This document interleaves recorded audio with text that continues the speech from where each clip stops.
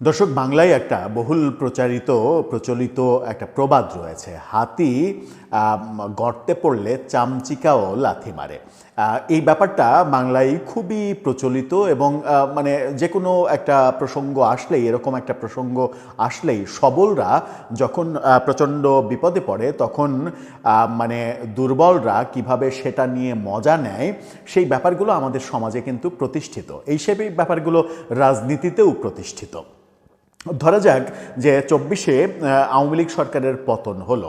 এখন ২৪-এর আওয়ামী লীগ সরকারের যে পতন, সেটা তাদের কর্মফল, এক ধরনের কর্মফল। তারা যেরকমটা কর্ম করেছে ২৪-এর পতনে সেরকমটা ফল পেয়েছে। সেই সময় তারা স্বীকার না করলেও এখন আস্তে আস্তে তারা উপলব্ধি করতে পারছে যে তারা বেশ কিছু ভুল করেছিল, যে ভুলগুলো না করলে এত বড় মাশুল দিতে হতো না। তারা ভুলগুলো করার একটা অন্যতম বড় ভুলগুলো যেটা ছিল সেটা হচ্ছে যে রাজনীতিকে ঠুনকো করে প্রশাসন এবং আমলা এবং পুলিশ দিয়ে সরকার পরিচালনা করা, রাজনীতির দিকে রাজনৈতিক দল এই ব্যাপারগুলোতে একেবারে অমনোযোগী ছিল এবং পরপর একপাক্ষিক নির্বাচন, এগুলোই সব থেকে বড় বিপদে ফেলেছে তাদের। এখন বিপদে যখন আওয়ামী লীগ পড়েছে তখন সেই আওয়ামী লীগের সভানেত্রীকে গণভবনে গিয়ে মা সম্বোধন করা, গণ অধিকার পরিষদের নেতা নুরুল হক নূরও একটু সুযোগ নেবেন, এটাই তো স্বাভাবিক। তাই সুযোগ নেওয়াটা মানে অস্বাভাবিক না, সুযোগ নেওয়াটা স্বাভাবিক, কিন্তু সুযোগ নেওয়াটা এমন পর্যায়ে যায় যে ব্যাপারটা কখনো কখনো হাস্যকর হয়ে যায়। আওয়ামী লীগ সম্পর্কে তির্যক মন্তব্য, তির্যক সমালোচনা যদি বিএনপি করে কিংবা জামাত করে সেটা কিন্তু প্রাসঙ্গিক হয় এবং তাদের সেই ক্যাপাসিটি, পাওয়ার এবং রাজনৈতিক অবস্থান এগুলো কিন্তু রয়েছে। মানে আওয়ামী লীগের তো একেবারে প্রায় সমান সমান মানে জনপ্রিয়তা হচ্ছে আওয়ামী লীগ এবং বিএনপির। এই দুইটা দল তো আওয়ামী লীগের সমালোচনা বিএনপিতে করতেই পারে। জামাতও অনেক শক্তিশালী, সেটা ৫%, ৭% যে ভোটই হোক না কেন কিংবা ১০%, তারা বলা যায় যে বাংলাদেশের তৃতীয় অথবা চতুর্থ শক্তি। জাতীয় পার্টি কখনো কখনো তৃতীয় শক্তি হয়, কখনো কখনো মানে জাতীয় পার্টি জামাত কে তৃতীয় কে চতুর্থ, এই ব্যাপারটা একটা ফয়সালার ব্যাপার। তাদের ব্যাপারে আমি মানে ধরেন জামাত এবং জাতীয় পার্টি পর্যন্ত ব্যাপারগুলো গ্রহণযোগ্য হলো যে আওয়ামী লীগ সম্পর্কে এক ধরনের যা ইচ্ছা কমেডি করলো, ব্যাপারগুলো মানার মতো। কিন্তু গণ অধিকার পরিষদের সভাপতি যখন বলেন আওয়ামী লীগের মানে যারা ভোটার তাদের উদ্দেশ্যে, নেতা যারা দোষী তাদের ব্যাপার একেবারেই বাদ, যারা দোষী তাদের বিচার হবে, এটা হচ্ছে সোজা সাপটা সাফ কথা। কিন্তু আওয়ামী লীগের তো কোটি কোটি ভোটার রয়েছে, সেই ভোটারগুলোকে যদি মানে গণ অধিকার পরিষদের নেতা, যে কিনা বিএনপি জোটে গিয়ে একটিমাত্র আসন নিতে পেরেছেন, আর একটা দ্বিতীয় আসন নেওয়ার জন্য তার সেক্রেটারিকে মানে তার দল থেকে পদত্যাগ করে বিএনপিতে যোগদান করতে হয়েছে, সেরকম একজন নেতা বাংলাদেশের ৩০০ আসনের মধ্যে একমাত্র আসনে একটা দল সুযোগ পেয়েছে নির্বাচন করার জন্য, সেটাও আবার বিএনপির অনুগ্রহে। সেরকম একজন নেতা যখন বলেন যে যদি বাঁচতে চান কিংবা নিরাপদ আশ্রয় পেতে চান তাহলে গণ অধিকার পরিষদের উপরে আপনাকে আস্থা রাখতে হবে, গণ অধিকার পরিষদের মানে গণ অধিকারকে আপনাকে বেছে নিতে হবে, অর্থাৎ আপনার বাঁচার আশ্রয়স্থল হচ্ছে গণ অধিকার পরিষদ। ব্যাপারটা একটু বেশি কমেডি হয়ে যায় না? আমার মনে হয় যে বাংলাদেশের রাজনীতিতে এই ব্যাপারটা অনেক বেশি কমেডি হয়ে যায়। নুরুল হক নূর আদতে কি বোঝাতে চাইলেন? গতকালকে পটুয়াখালীতে তিনি একটি এরকম মন্তব্য করেছেন। তার মন্তব্যের এবং বোঝানোর মূল ব্যাপারটা কি, চলুন একটু বুঝে দেখার চেষ্টা করি যে তিনি তার ওজনের মতো করেই কথা বললেন নাকি তার এই কথাবার্তাটা এটা বিএনপির অনুগ্রহে তিনি অনেক বেশি রাজনৈতিকভাবে শক্তিশালী মনে করছেন নিজেকে, সেই কারণেই তিনি বলছেন। থাকবেন পলিটিক্স টিভির নিয়মিত আয়োজনে।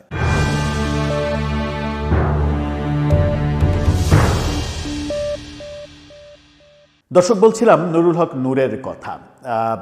প্রাসঙ্গিকভাবে যে ব্যাপারগুলো আসে সেই ব্যাপারগুলো তো আলোচনা করেছি।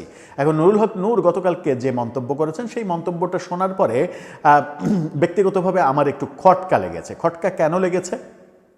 আগে কি মন্তব্যটা করলেন সেটা একটু জেনে নেন।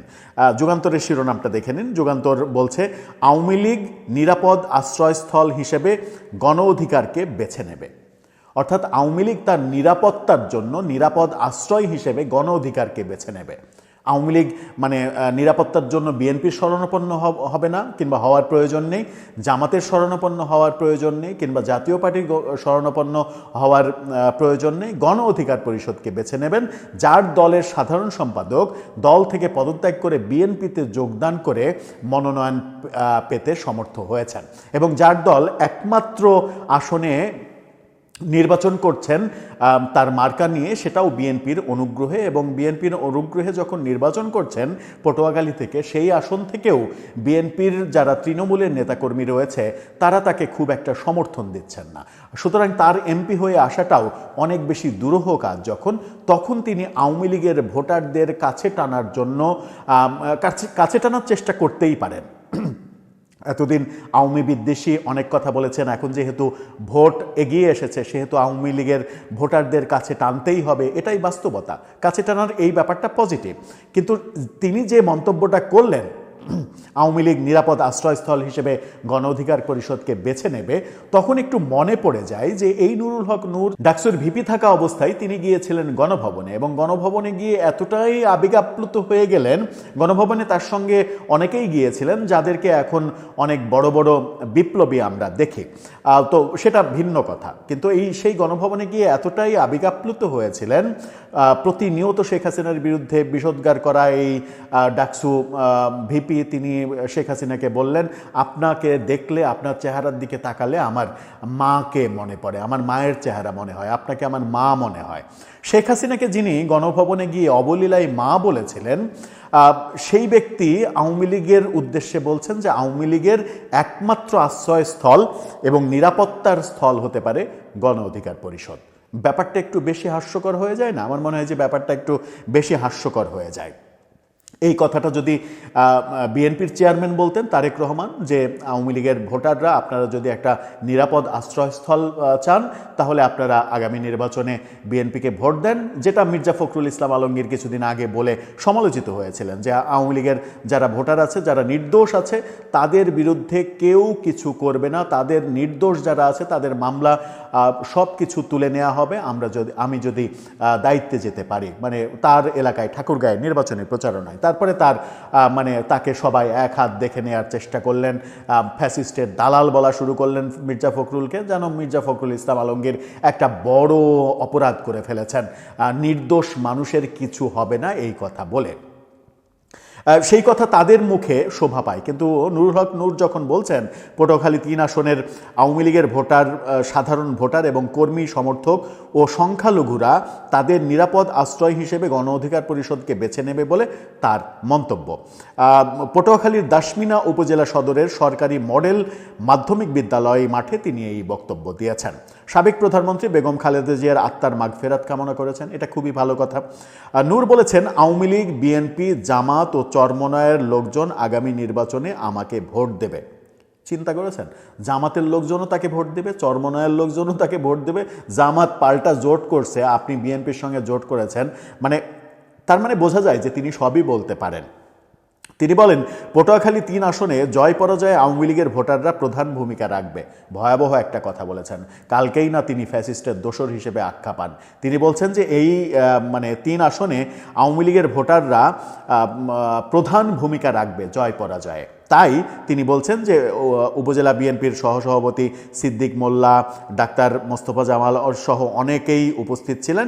সেই উপস্থিতিতেই তিনি বলছেন যে এই যে আওয়ামী লীগের ভোটাররা ভূমিকা রাখবে, তাই আওয়ামী লীগের ভোটাররা এবং সংখ্যালঘুরা, আপনারা যদি আপনাদের নিরাপদ আশ্রয়স্থল চান তাহলে নিরাপদ আশ্রয়স্থল হিসেবে আপনাদেরকে গণ অধিকার পরিষদকে বেছে নিতে হবে। ব্যাপারটা মজার না? ব্যাপারটা খুবই মজার। ব্যাপারটা এতটাই মজার যে আওয়ামী লীগের ভোটাররা এবং সংখ্যালঘুরা আর কোথাও নিরাপদ না, গণ অধিকার পরিষদে নিরাপদ। যদি তিনি এরকমটা বলতেন যে আওয়ামী লীগের ভোটাররা, সংখ্যালঘুরা, আপনারা বিএনপি জোটের দিকে আপনারা ভোট দেন, আপনাদের বিরুদ্ধে কোনো ধরনের অনাচার হবে না, মামলাবাজি, মামলার ব্যবসা, মব, আপনাদেরকে অহেতুক টর্চার করা, আপনাদেরকে মিথ্যা মামলায় ফাঁসিয়ে দেয়া, ঘর বাড়ি ছেড়ে অন্যত্র আপনারা বাস করতে বাধ্য হচ্ছেন, এরকম কোনো কিছু হবে না। আপনি বিএনপি জোটে কিংবা আপনারা বিএনপি জোটে ভোট দিন, বিএনপি জোটকে আপনারা শক্তিশালী করুন। এরকম বক্তব্য যদি দিতেন তাহলে ব্যাপারটা গ্রহণযোগ্য হতো। কিন্তু যখন আপনি বলছেন যে আওয়ামী লীগ এবং সংখ্যালঘু একমাত্র তার নিরাপদ আশ্রয়স্থল হচ্ছে গণ অধিকার পরিষদ, তখন আমার বারবার কেন যেন মনে হয়ে যায় এই নুরুল হক নূর শেখ হাসিনাকে মা ডেকেছিলেন, শেখ হাসিনাকে তার চেহারার মধ্যে মাকে খুঁজে পেয়েছিলেন। তার মানে বাংলাদেশে রাজনীতির নামে যে সব কিছু করা যায়, রাজনীতির নামে যে সব কিছু জায়েজ, সেটা পুরনো রাজনীতিবিদ যারা, তাদের উপরে শুধু আমরা দোষ দিই যে পুরনো রাজনৈতিক বন্দোবস্ত পচা, তারা স্বার্থের জন্য যা ইচ্ছা তাই করে। অথচ এই নতুন রাজনৈতিক বন্দোবস্ত যারা দিতে চান, তাদের মুখে যখন ওই পুরনো বন্দোবস্তের হিসাব নিকাশি আমরা বারবার দেখি, একই চিত্র যখন আমরা দেখি, তখন মনে হয় যে এরা সাধারণ মানুষের সঙ্গে, সাধারণ ভোটারের সঙ্গে শুধুমাত্র নতুন রাজনৈতিক বন্দোবস্তের নামে একটা ভাঁওতাবাজি করে চলেছে। এরা আসলে যে লাউ সেই কদু, পুরনো ধারা, পুরনো ট্র্যাডিশন, পুরনো সংস্কৃতি থেকে এরা বেরোতে পারেনি, বেরোতে পারবেও না। এরা স্বার্থের জন্য এক সময় মা ডাকবে, স্বার্থের জন্য এক সময় তার বিরুদ্ধে যাবে, স্বার্থের জন্য এক সময় এই কথা বলবে, ওই কথা বলবে। এটাই যেন বাংলাদেশের রাজনীতির প্রকৃত ভবিষ্যৎ এবং প্রকৃত পরিণতি। এর বাইরে আমরা কি জীবনেও বেরোতে পারবো না? আমরা কি একটা সুস্থ ধারার, সহনশীল, একটা ইনক্লুসিভ যে পরিবেশ, সহমর্মিতার যে পরিবেশ, সেই পরিবেশটা তৈরি করতে পারবো না? আজকে যারা পরাক্রমশালী, আপনি ধরে নেন যে আওয়ামী লীগ যখন মহাপরাক্রমশালী ছিল, তখন আপনি আওয়ামী লীগের সভানেত্রীকে যে মা ডাকছেন। আওয়ামী লীগ যখন মানে গর্তে পড়েছে, তখন আপনি তাকে বলছেন যে তোমার আশ্রয়স্থল একমাত্র আমি। এই যে ব্যাপার, এই যে ক্ষমতার মানে বড়াইয়ের রাজনীতি, এটাই কি চলতে থাকবে বাংলাদেশে আজীবন? মানে যখন যে ক্ষমতাশালী হবে, যখন যে প্রভাবশালী হবে, তখন তার মতো করে যা ইচ্ছা তাই করে যাবে, যেমনটা বাধাহীনভাবে নিজেদের যা ইচ্ছা তাই করেছিল বলে আমরা অভিযোগ করেছি একের পর এক আওয়ামী লীগের বিরুদ্ধে। একই রকম একই ধারাবাহিকতা চলতে থাকবে বাংলাদেশে। এরপর এখন যারা মহাপরাক্রমশালী, তারা যখন সেই পরাক্রম মানে কিংবা ক্ষমতা যখন হারিয়ে ফেলবেন, যখন মানে তাদের সময় থাকবে না, তখন তারা কি বাধ্য হবেন লেজ গুটিয়ে পালিয়ে যেতে? এই পরিণতিই কি হবে আদতে বাংলাদেশের রাজনৈতিক সংস্কৃতিতে? দর্শক, আপনার মতামত জানিয়ে লিখতে পারেন আমাদের কমেন্ট বক্সে।